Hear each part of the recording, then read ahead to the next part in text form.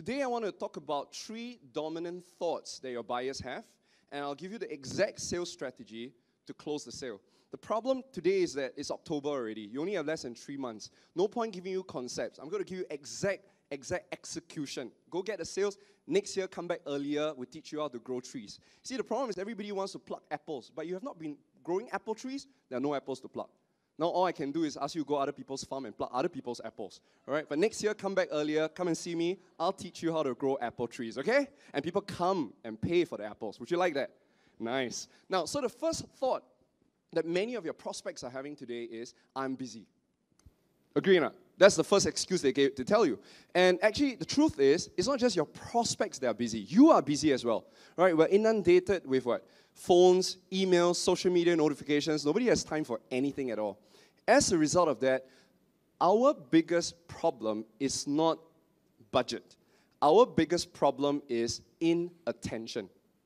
Because you can have the best product or service in the world, but if your prospect is not willing to pay attention to you, you have no chance to secure a sit down. Would you agree? So nobody will know about you.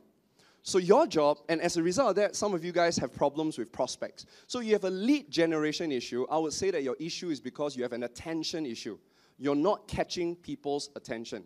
That's the reason why I tell my mentees all the time that today, the battle is not fought in your wallets. The battle is fought in the mind. It's mind share. Now, I see you guys are taking notes. Would you like my slides? So you can just enjoy yourself. Okay, I'll tell you when to take pictures. Can? Okay? So don't worry. Anyway, that's the reason why you take pictures, you never refer, so no point. You know why? That's why we call your phones smartphones, because your phones are smarter than you. Because you take all these pictures, but you never refer, right? So we're going to teach you how to apply. Now, the exact strategy I'm going to teach you is called the bait hook strategy, inspired from all the Korean drama that I watched. Now, so we're going to talk about it in a short while, and that's going to help you capture attention and secure appointments. So first of all, the bait allows you to capture attention. The hook allows you to secure the appointment. Okay, so where did that come from? First of all, let's learn. Let's learn from our mobile phones. Would you agree that all of us, our attention is on a mobile phone all the time, right? So I want all of you to take out your handphones. We're going to learn something from your mobile phones. You see, it's not the phone that's interesting, it's the apps in the phone that's interesting, right? So as you take out your phone, could you very quickly shout out to me your favorite app? Okay, I love this crowd. Amazing. What else? Facebook. What else? Snapchat. Huh? Tinder. I heard Tinder. Oh, you don't need Tinder. Today, so many. Swipe. You know, don't need swipe. Just shake hands. Now, no matter what apps that you give me, I can easily categorize into 3 categories. And that gives us a hint on how to capture the attention of today's customers. You see, if you look at the screen today, you realize that there's this group over here, which is your Evernote, your Things, Uber, Grab, Panda, right? Now, all this, and then you have Facebook, Tinder, Snapchat, Instagram. By the way, do you guys have Instagram?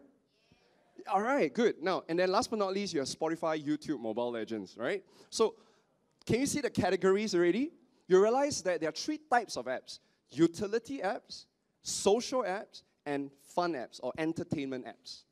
So for the same reason, if you ever want to capture a person's attention, you either got to be giving something useful, or you got to be social, or you got to make sure you're very entertaining. You're not boring as a person. So I always tell advisors, you need to get a life. I believe in hustling, but I believe that you go out there and have fun. Because if you're boring, no one's going to talk to you, right? So now listen. Now you understand why many times when you call your customers or your prospects, they don't pay attention. Because all you're doing is you're dangling an offer. Oh, we got a discount. Our company is launching a new product, right? Or worse one, it's time to do a review. This is all boring stuff. Our prospects are immune to those strategies. That's why I say many of the cold call strategies, many of the what we call canvassing strategies, right? They are not as effective because they're interruptive and people are immune. You need new prospecting methods. And so, let's go. So you need to either teach, connect, or entertain. Now, show you something. So 2 of my students are here. Actually, one of them is here. Joey is here, right? I just met Joey yesterday.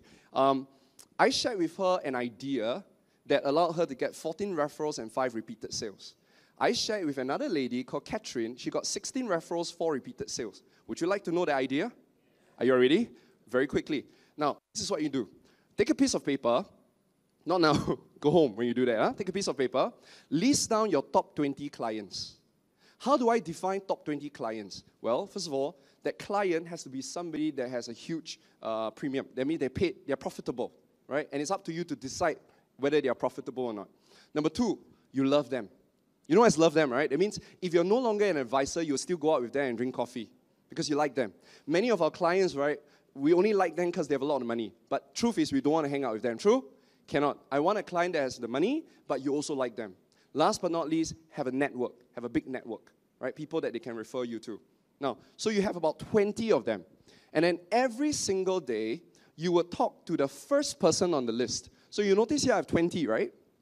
And today is Monday, so I'll go after the first person here. The first person, number one, maybe John. And my job is every single day, I got to find a way to stay in touch with the first person on the list. This strategy is called a keep in touch strategy, right? Now, how do you do that? Well, first of all, you can either teach. In other words, send them an article, recommend them a book to read, share with them something that you have recently answered, maybe a burning question that you answered. Text them, WhatsApp them, Facebook, Instagram them. Or connect them with somebody that you think they like to know. So yesterday I was with my mentees and we found out that there's one client that runs restaurants and then another client that actually does marketing. You could put two clients together, you add value to three people.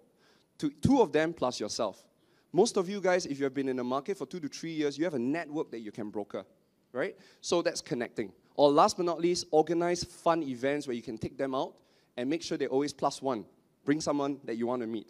Entertaining events. So that's what I tell them. I say that every day you contact the first person. It's easy. 5 minutes, you're done. Once you contact the first person, either you teach, connect, entertain, bring that person down to number 21. Then you're done for the day. Tomorrow, which is Tuesday, you go after the second person. You do the same thing. Teach, connect, entertain. Any one of them. And then after that, you bring it down to the bottom. Understand? Your job is to get them familiar with you. Many times we receive calls from advisors, we kind of guess that you want to sell something. I want you to surprise them by giving them massive amount of value. What if they thank you? They say, hey, thanks, man. Thanks for doing this for me. I really appreciate it. What should you say when people say thank you? No, don't say you're welcome. I'll teach you what to say. Record this down. Oh, by the way, I'd rather you switch on your recorder than to switch on your phone because I'm going to give you scripts, okay? And anyway, I'll tell you where to get this video. So, no, it's okay. So, I'm going to start, huh? So, you call the person, and the person will say thank you, right? You say, you know what, James? The best way to thank me is to come meet up with me. Let me help you. There are a lot of things I want to help you that I can't because I don't get to see you. Or the best way to thank me is, introduce somebody to me so I can help somebody. Understand or not? So don't say you're welcome anymore, right? Okay. Anyway, Lishan, could you help me? So I hope you guys got Instagram, pretty active on Instagram. I'm experimenting a lot of new attraction methods to teach you how to do recruitment and sales on Instagram. So stay in touch with me, watch what I'm doing, you can model. So come with me on Instagram at the end of today, okay? And this is what I'd like you to do. Just DM me. So this is my tag, Eric Feng, Eric Feng XOXO. Follow me on Instagram, DM me, direct message me. I'll send you a link that has my video on that tactic that I just shared with you. A bit longer version so that you can really digest it and go apply it, okay? Only thing I want you to do for me is when you get results, could you let me know, encourage me a bit? Can? All right, so could you pat the person beside you and say, must do, huh? Okay. Now, more. Remember bait hook strategy? That one was just bonus, okay? That was just bonus because you came. Now we're going to go into more stuff. So today, I want to focus on the utility piece. How are you going to use utility as a way to bait hook your prospect into an appointment? So if you apply this to the financial service or into any of your industry, it's actually a teaching strategy. Now, why do you need to start positioning yourself as teachers? Because, number one, you might say, Eric, there's internet today, right? Why would they need me to give information? Everybody can research and Google information online, true? Now, true and not true. I'll tell you why. Today, trying to, get information on the internet is like trying to drink water from the fire hydrant. People are overwhelmed. They do not know what's real information. Your job is to help them be better informed. Right? So, number two, when you start teaching and giving advice, insights into not just financial planning, but anything related to that topic, people start to perceive you as an authority. If I get to see you one more time, I'll teach you a little bit about personal branding. Okay? It's very important. You need to position yourself not as a salesperson, but as an advisor, as a trusted authority. So that's the second one. The third one If I find the information you give valuable, now you activate this thing called reciprocity. And therefore, I'm a lot more open to listen to you. So that's the reason why one of the things that you need to start doing 2018 is to start positioning yourself as an advisor, a teacher. You can leverage on social media. You can leverage on all the platforms out there. But right now, today, I'll teach you a simple strategy to get you all the appointments, okay? Then we'll do the deeper one. So this is how it works. I'll give you many, many examples. Number one, you always start by identifying a problem of your target market. In my book, I call it affinity market because I do not just want you to target people, I want you to target your potential fan base. Fan base love you and they'll never leave you. Potential target market, they leave you the minute someone gives a better discount. All right, so if you want to find your fan base, go check out the book. But for now, I assume you know your fan base, and I'm going to share this example.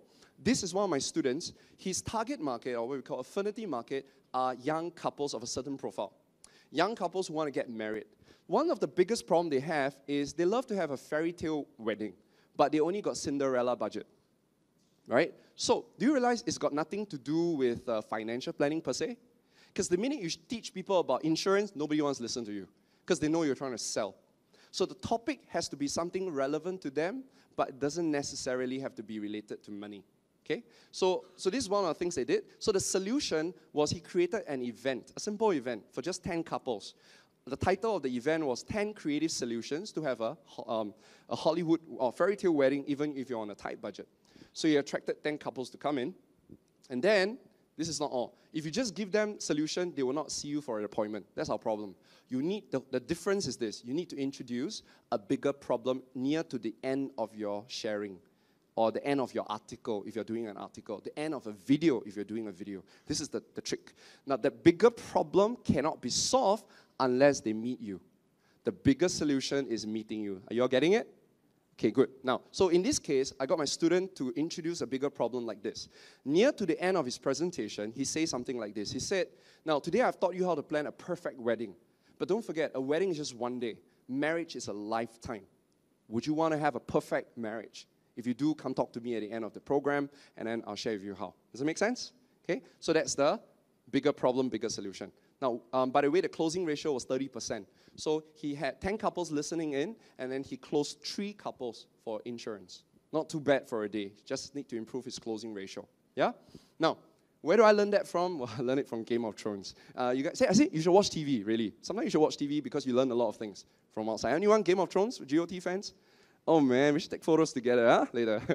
Okay, never mind. Korean drama, anyone? Not bad. Okay, the rest of you, never mind, okay? I'll tell you exactly what I've learned. Do you notice that these kind of dramas are very addictive? Because they will introduce a problem, right?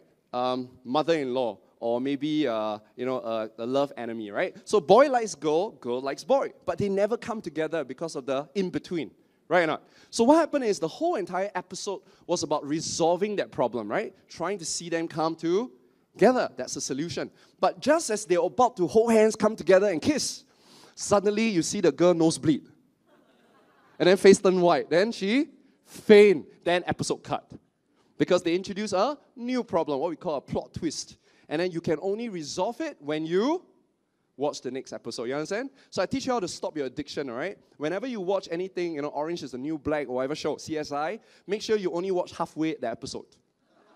Because if you watch halfway, right, no twist, no plot twist yet, then you'll be okay, all right? So I use the same strategy for my students. So I'll give you a lot more example. I have another one of my mentees. The problem is a lot of the young people in Singapore, they do not know the fine print behind the SAF policy. SAF is Singapore Armed Force. So many of us, we pay for a $17 insurance policy, which acts like a term insurance, but it's actually group insurance. So there are a lot of limitations. So he did a video. This is him. And I taught him what to do, and these are the results. He got 8.4K views, 85 likes, 53 shares. Now, what he did was, he introduced a bigger problem at the end of the video. He said that, now I share with you all this, it means that this has limitations, major limitation. So if you still want the things that I just talked about, drop me a message, DM me, private message me, and we'll see you for an appointment. That's how he does it, right? How much more referrals he got? 4 times more referrals. Today, video is the latest form of communication, right? Followed by voice. So you need to start leveraging on this digital media. So that's one of them. How many of you don't mind having 4 times more referrals? Exactly, right? So that's the idea. More examples. I'll give you one more. I have another group of my mentee. He is targeting the special needs families in Singapore, 20,000 families of them. Are there special needs in Malaysia as well? Very big, right? So what he did was he did a seminar on managing a special needs child. Notice, nothing to do with financial planning, right? And then, at the end of it, he said that financial planning is very complex, and he demonstrated how complex it is. Because the person can have the money, the child can have the money, but she doesn't know how to manage the money, right? So, come see me at the back of the room, and I'll teach you exactly how to manage that. And that was how they secure the appointments. Would you like to see their results? Okay, so this is from one of the WhatsApp messages when they updated me. 7 families turned up for that little event. 6 families closed, 85% closing ratio, making about $4,000 to $20,000 commission per family, right? So it's a great market. The reason why they can do that is because they found their affinity market. It doesn't mean that you guys can go after the special needs family. You need to find your own fan base, right? And then after that, use the bait hook strategy. So how do you do it? Very easy. You need to take a piece of paper, put down your affinity market. Who's your affinity market? And then you need to find out what is it that they have no idea about, what are they frustrated about, what are some of the misconceptions they have, etc., etc. You create a list for financial planning. Yeah? So it's got to do with everything that you do, your area of expertise. However, you also find out other interests. So for example, I have a student of mine, she goes after young moms. And one of the problems that they are frustrated about is young moms trying to educate their kids on Mandarin. It's a big thing, right? So she came up with an idea on how to teach her children, Mia, Mandarin. And she did a fantastic job. And that's how she built a following for herself for young moms. So you could do the same thing as well. Whole list, okay?